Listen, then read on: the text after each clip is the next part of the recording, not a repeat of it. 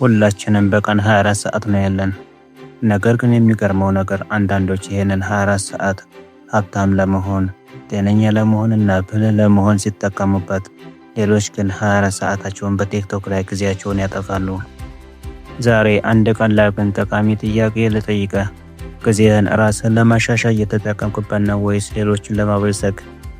ጊዜህን በአግባቡ ካልተጠቀምክበት ድሃ ሆነህ እንደምትቀር እወቅ። ራስህን ለማሻሻል ጊዜህን እንዴት መጠቀም እንዳለብህ ካልተማርክ ሁልጊዜም ለሚማር ሰው ትገዛለህ። ይህንን ደግሜ ልንገራችሁ፣ ጊዜያችሁን ራሳችሁን ለማሻሻል ካላዋላችሁ ሁልጊዜም ራስህን ለሚያሻሽል ሰው ትሰራለህ። ይህ መጥፎ አይደለም።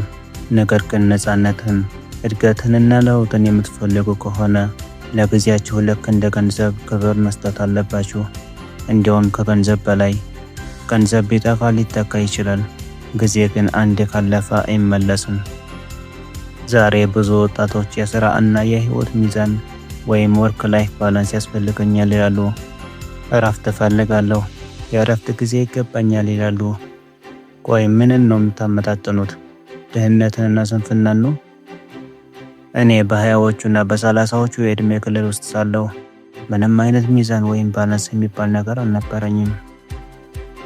የነበረኝ አጣዳፊነት ብቻ ነበር። በየቀኑ ለራሴ እንዲህ እል ነበር፣ ጃክ፣ ራስህን ካላሻሻልክ ባለህበት ትቀራለህ። ማንም ሊረዳህ አይመጣም። ከሰማይ ገንዘብ የሚዘንብበት ተአምር የለም። ብቸኛው መሳሪያ ራስህ ነህ። አእምሮ፣ ክህሎትህና ልምዶችህ ናቸው። ለምሳሌ አንተ ኪስህ ባዶ ሆኖ ሳለ በዚህ ሳምንት መጨረሻ ክለብ ሄጄ እዝናናለሁ ስትል፣ እንደ ጄፍ ቤዞስ ያሉ ሰዎች ግን ቢሮአቸው ተቀምጠው ስለ ቴክኖሎጂ መጽሐፍ ያነባሉ። ኤለን መስክ ስለ ሮኬት ሳይንስ ያጠናል። ልዩነቱን አየኸው? አንተ ስትጨፍር እነሱ ይሰራሉ። ለዚህ ነው እነሱ ቢሊነር የሆኑት። አንተ ግን በየስታርበክሱ ዋይፋይ የምትፈልገው። ህይወትን ተደሰትባት፣ ግን በከንቱ አታባክናት። ክህሎትህ ለገበያ የሚሆን ዋጋ አለው።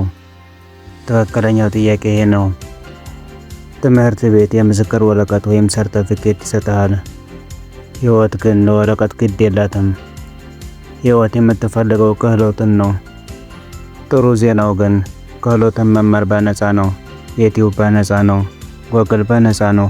ቤተ መጻሕፍት በነፃ ናቸው። የሚከለክልህ ነገር የለም። በቀን አንድ አዲስ ነገር ተማር። በአንድ ዓመት ውስጥ ከጓደኞች 99% የተሻልክ ትሆናለህ።